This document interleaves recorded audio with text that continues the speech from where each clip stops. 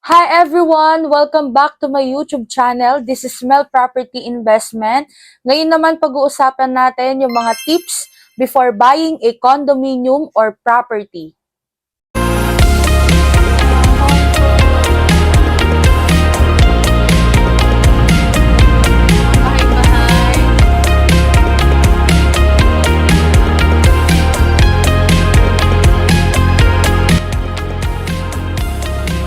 Disclaimer lang guys, hindi po ako expert pagdating sa mga pagbigay ng tips, pero ito po yung mga karaniwan na tinatanong ng mga clients ko bago sila bumili ng mga condominium.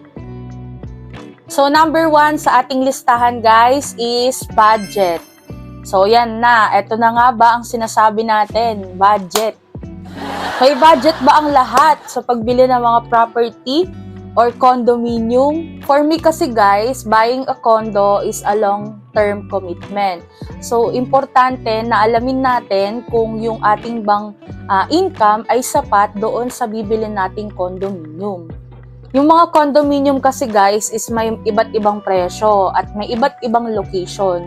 So, syempre, nandyan na yung pagka yung maganda yung location niya, mas mataas yung presyo ng condominium. And then, kung siya naman ay yung mga maliliit lang na sukat, so syempre, sila naman yung mga mabababa yung presyo. Kung mapapansin nyo guys, sa mga post ng mga agent, meron kasi tayo makikita dyan na 12,000 monthly, 19,000 monthly. So yun po ay monthly amortization natin kay SMBC pa lang.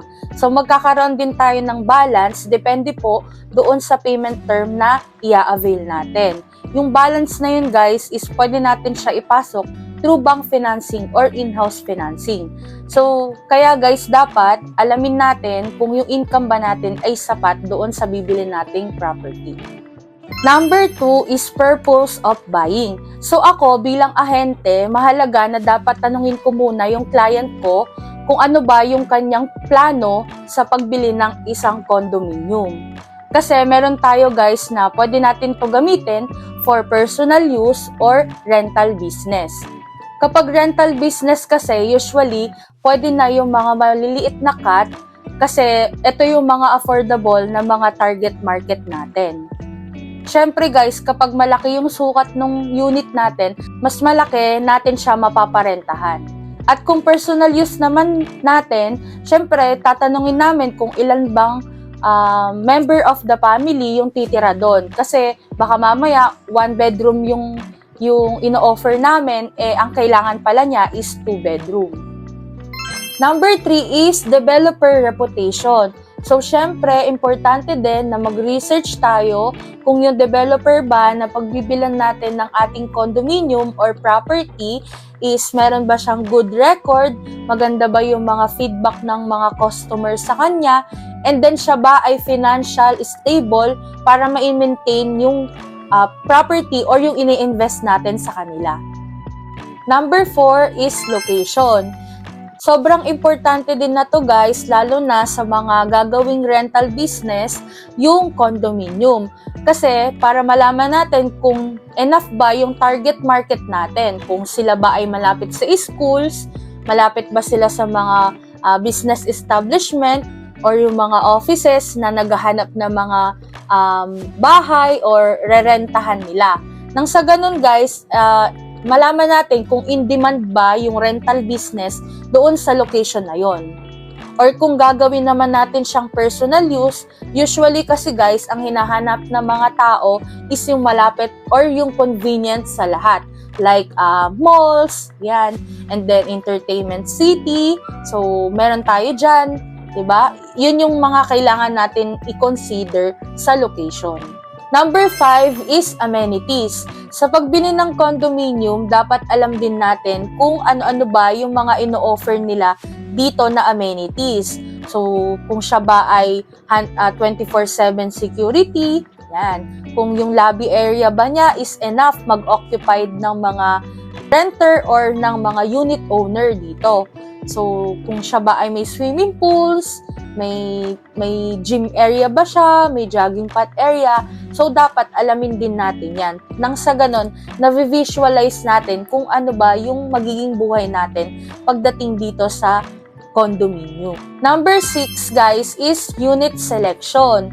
So, syempre, nalaman na natin yung mga location, amenities, etc. So, dito na papasok yung unit selection. Kung ang unit ba natin, gusto natin higher floor or lower floor. Kung ayaw naman din natin ng medyo maingay, syempre, sasabihin natin sa agent natin, medyo malayo tayo sa elevator. Kung gusto naman natin ng malapit siya sa fire exit, dapat sabihin natin yon at alamin natin kung saan ba located yung unit na ino-offer sa atin nung agent natin. And then number 7 naman guys is condo rules and regulation. Marami sa atin nagtatanong kung pwede ba yung balcony pagsampayan ng mga damit, yan, and then kung pwede rin ba yung mga alaga nating aso dito or pusa. Meron po kasing ibang mga developer na pumapayag sila na pwede ipasok yung mga pets natin doon. And then, meron din naman po mga ibang developer na hindi po pwedeng magsampay sa balcony or hindi po pwede yung mga pets natin doon. And then, the last tip naman guys is agent background. So, syempre, dapat alam din natin na yung kausap ba natin is registered ba siya talaga na agent doon sa developer na yon. And then, tama ba yung mga sinasabi niya about dun sa binebenta niya. At dapat, nasasagot din niya yung mga katanungan nyo about sa project or sa condominium na inaas nyo sa kanya.